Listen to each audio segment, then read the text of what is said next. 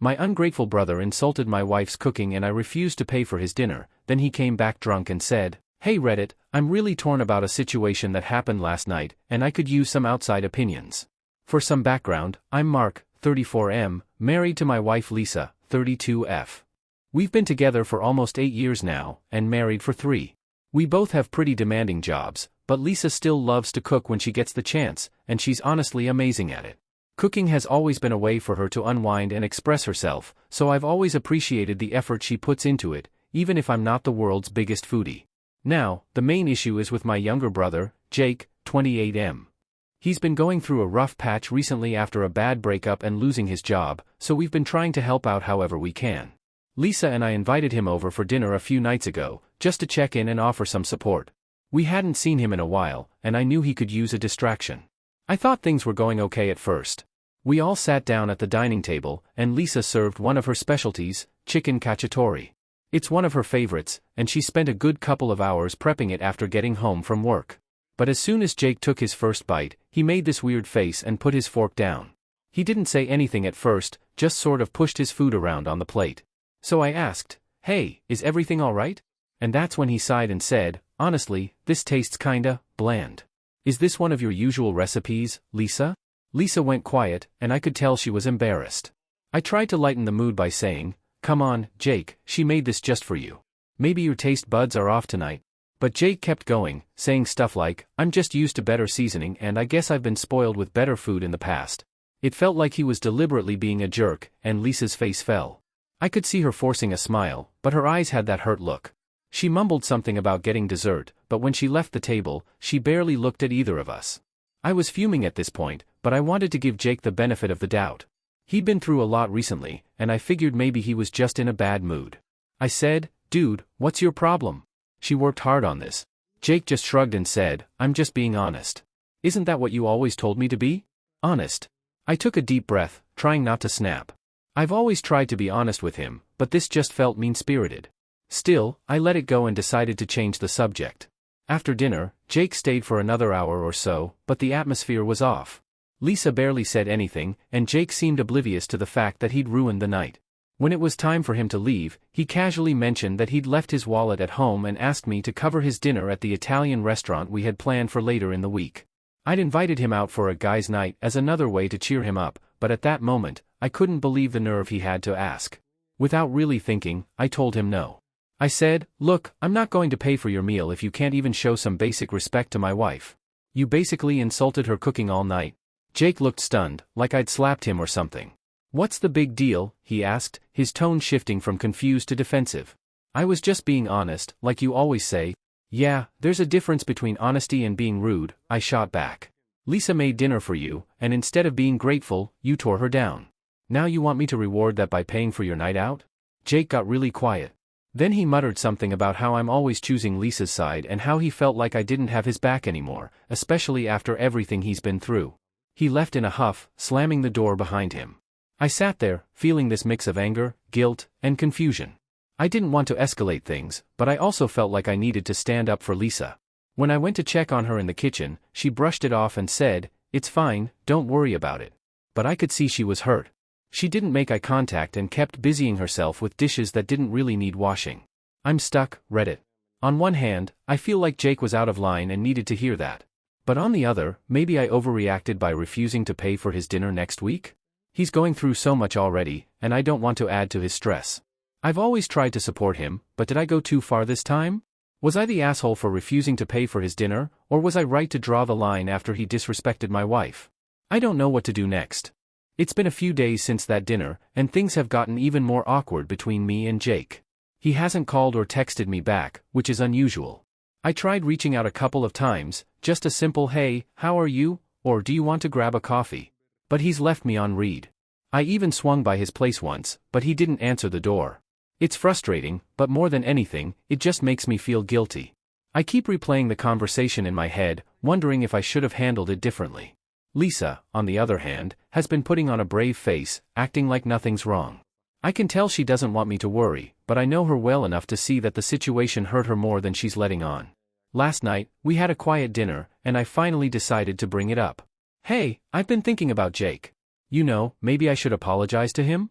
I don't want him to feel like I'm abandoning him or something, I said cautiously. Lisa looked at me with a mix of surprise and something I couldn't quite place, maybe disappointment? She set her fork down and leaned back in her chair, crossing her arms. Apologize for what, exactly? She asked softly. I shrugged, struggling to find the right words. I don't know, maybe for how I reacted? For refusing to pay for dinner? I know I was just defending you, but… Mark, he insulted me. To my face, she interrupted, her voice steady but firm. He's always been a bit blunt, but this felt different. It wasn't just about the food. It felt like he wanted to put me down. If you apologize now, what message does that send? She was right, of course. It had felt personal in a way that Jake's comments never did before. He wasn't usually like this, he could be straightforward, yes, but this time it felt almost cruel. Still, the thought of losing my relationship with him because of this one argument felt wrong. We've always been close, ever since we were kids. He's my little brother, the one I was supposed to look out for. I get it, Lisa, I replied, trying to sound reassuring. But he's in a really bad place right now. He's lost his job, his relationship. I just don't want to kick him when he's down. I'm not asking you to kick him when he's down. I'm asking you to set boundaries, she said quietly. There's a difference. That was the end of our conversation. Lisa wasn't angry, but there was a sadness in her eyes that stuck with me. She didn't ask me to pick sides, she never would, but I could tell she was hoping I'd stand my ground. A few days later, I got a call from my mom. And of course, Jake had already vented to her about what happened. Mark, honey, I know Jake's been going through a lot lately. You know how sensitive he is right now, she started, her voice laced with concern. He feels like you're not there for him. He said you shut him out because of a little comment about Lisa's cooking. Can't you just smooth things over? I could feel my jaw tightening. Jake had completely glossed over his rude behavior and framed it as if I had overreacted over nothing. I took a deep breath, trying to stay calm. Mom, it wasn't just a little comment. He hurt Lisa's feelings. And I didn't shut him out, I just said I wouldn't pay for dinner after he disrespected her. There was a pause, and then she sighed. I know, sweetheart, but you know how he gets. He didn't mean it. I'm sure he's regretting it now, but he's too proud to admit it. Maybe you could reach out again? Just to show that you still care? It was always the same story. Jake screws up, Jake lashes out, and then everyone's expected to tiptoe around him until he's over it. But this time felt different. The way he had talked to Lisa, the way he dismissed her effort, it just left a bad taste in my mouth. Still, the idea of having a full-on rift between us didn't sit right with me, either. I'll think about it, Mom. But I'm not apologizing just to make him feel better. He's the one who crossed the line, I said firmly. After I hung up, I felt even more conflicted. On one hand, I hated that I might be contributing to Jake's sense of isolation when he's already in a rough place. But on the other, Lisa's feelings matter, too. How many times have I let Jake's behavior slide just because he was sensitive or going through a lot? Was I enabling him? The next morning, I decided to give it one more shot. I texted Jake, telling him we needed to talk and that I'd swing by in the evening. I got a one-word response, fine. I showed up at his place, half expecting him not to answer. But to my surprise, he let me in. His apartment was a mess, takeout containers and dirty clothes scattered everywhere. It was clear he hadn't been taking care of himself. We sat down, and I could tell he was still mad, his jaw clenched tight. I tried to ease into it. Look, Jake, I know things have been tough for you. And I get that maybe you didn't mean to hurt Lisa's feelings the other night, I started. But, he said, his tone icy. But that doesn't make it okay, I continued. She put in a lot of effort to make you dinner, and you didn't just criticize the food, you made it personal. You didn't see how much that hurt her. He rolled his eyes. So what? I'm not allowed to have an opinion now? Is that it? Jake, there's a difference between having an opinion and being cruel, I said, trying to stay calm. You were cruel? That hit a nerve. His face flushed, and for a moment, I thought he might snap back with something cutting. But instead, he looked away, his shoulders slumping. I'm just so tired, Mark, he muttered. I've lost everything, and it feels like no one cares. You and Lisa have each other, and I'm just alone. My heart sank. I didn't know what to say. How do you support someone who's in pain without letting them drag you down, too? I care, Jake. We both care. But you can't push people away and then get upset when they're not there for you, I said gently. He didn't respond, just stared at the floor. It was clear we weren't going to resolve things that night, but at least I'd tried. As I left, I turned to him and said, I'm here if you want to talk. But you need to think about what you want from me, from all of us. Driving home, I felt more conflicted than ever. Had I made things worse? Should I have been more forgiving, or was I right to hold my ground? I'm not sure where we go from here. It's been another week since I visited Jake, and I wish I could say things have improved, but that would be a lie. He's still barely responding to my texts, and whenever I try to call, he's either too busy or lets it go to voicemail. My mom keeps pushing me to make things right, and now even my dad has weighed in, something that rarely happens.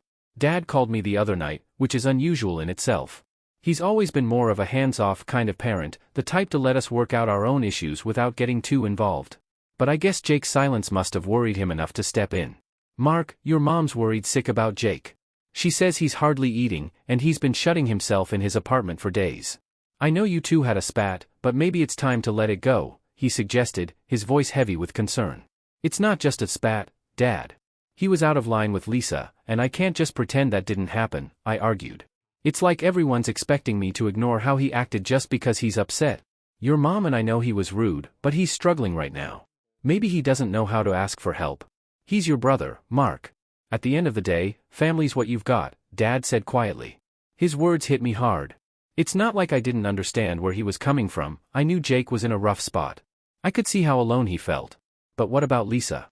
What about the fact that she's always been supportive and welcoming, even when Jake could be difficult? I could feel myself spiraling into frustration again. I was tired of being the one who always had to bridge the gap, the one who had to make peace just because I was the older brother. Why did it always fall on me? "Dad, I'm trying, okay? But this can't just be one-sided. Jake needs to make an effort, too," I insisted, feeling my voice tighten. There was a long pause before Dad responded. "I know, son. Just think about it. I don't want to see you two drift apart over this." After I hung up, I felt drained. The weight of everyone's expectations, my parents', Lisa's, Jake's, was starting to take a toll. I knew Dad was right about one thing: I didn't want to lose my brother. But I also couldn't keep letting him treat the people I care about like they don't matter. That evening, when I got home from work, Lisa could tell I was on edge.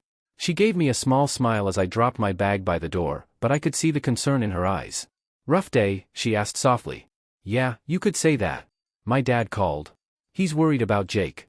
They're all pushing me to make the first move and fix things," I said, rubbing my temples. Lisa's smile faded, and she nodded slowly. "And what do you want to do?" I hesitated, then shrugged. "I don't know. Part of me wants to just go over there and drag him out of his apartment. But another part of me is tired of always being the one to make things right." She walked over and took my hands in hers, squeezing gently. "It's okay to feel like that, Mark. You've been a good brother, but it's not just your responsibility to fix everything. It's not fair to you." I sighed, leaning into her touch. "I just wish he'd apologize. Or at least acknowledge what he said." "I know," she murmured. "But you can't control what he does. You can only control how you respond." We stood there in silence for a moment, the weight of it all hanging between us. I knew Lisa was trying to be supportive, but I could sense her own feelings simmering beneath the surface. Jake's behavior had hurt her, too, and she was caught in the middle just as much as I was. That weekend, things took an unexpected turn. Lisa and I were having a quiet morning. She was in the kitchen, making breakfast, and I was skimming through the news on my phone, when there was a knock at the door. I opened it to find my mom standing there, looking worried and slightly out of breath. "Mom? What are you doing here?" I asked, stepping aside to let her in. She glanced around nervously before speaking. "It's Jake. He's at our house. He showed up late last night, drunk and a mess. He started talking about how he feels like a failure and how you've abandoned him. Your father and I tried to calm him down, but he needs to talk to you, Mark. He won't listen to us." I felt a surge of anger. I hadn't abandoned him, he was the one who'd pushed me away. But I could see the desperation in my mom's eyes, and I knew this wasn't just about what had happened between me and Jake anymore.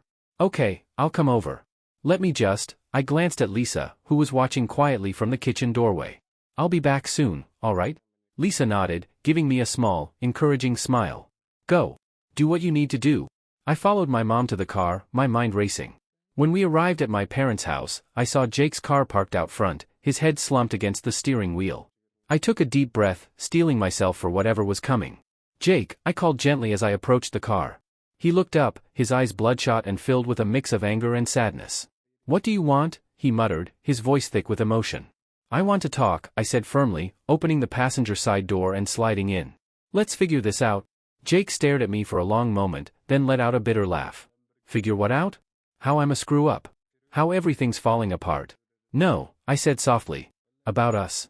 About why we're here, sitting in this car, instead of having a normal conversation like brothers should." He shook his head, his expression twisting into something pained. Because I'm a mess, Mark. Because everything I touch falls apart. You've got this perfect life, your job, your wife, your nice house, and I've got nothing. I felt a pang of sympathy, but I didn't let it cloud what I needed to say. Jake, I get that things are hard right now. But taking it out on me and Lisa isn't going to fix that. You're pushing people away, and that's only going to make things worse. He looked at me, eyes wet and shining with frustration. I'm just so angry all the time. And I don't even know why. I miss when things were simple, when it was just us, before everything got so complicated. I swallowed hard, feeling the weight of his words settle over me. This wasn't just about that night, it was about everything that had led up to it. Our lives had changed, we'd grown apart, and Jake was struggling to find his place in a world that felt foreign to him. I miss that too, sometimes, I admitted quietly. But we're not kids anymore. We have to figure out how to be there for each other in different ways. I love you, Jake, but I need you to respect Lisa. She's my family too. For a long time, neither of us spoke. Then, finally, Jake nodded, his shoulders slumping. I'll try. I don't know how, but I'll try. It wasn't the apology I'd been hoping for, but it was a start. I reached over and gave his shoulder a squeeze. That's all I'm asking for, I said. As I drove home later, I felt a strange mix of hope and uncertainty. Maybe we'd finally turned a corner. Or maybe this was just another step in a long, difficult journey. Either way, I knew it wasn't over yet. After that talk in the car, I hoped Jake would start to make some changes. It wasn't a complete resolution, but at least we had broken through the walls he'd put up. For the next few days, things stayed quiet. He didn't reach out, and I decided to give him space, figuring he needed time to process everything. But I couldn't help feeling anxious about what would come next. Then, one evening, I got a text from Jake. Hey, want to grab lunch tomorrow? I want to talk. I stared at my phone for a moment, surprised. It was such a simple message, but given everything that had happened, it felt huge. I quickly replied that I'd meet him, and we arranged to go to a small diner downtown that we used to visit when we were younger. It was where we'd often go for breakfast on weekends, back when we were still living at home and everything seemed so much simpler. The next day, I showed up a little early, feeling a mix of anticipation and nerves. I half expected him to cancel at the last minute or to show up in one of his defensive, withdrawn moods, but when he walked in, I saw a different look on his face. He looked tired, yes, but also determined. Like he'd finally decided something for himself. Hey, he greeted, sliding into the booth across from me. Hey, I echoed, unsure how to start. We ordered some food, nothing fancy, just burgers and fries like we used to get when we were kids.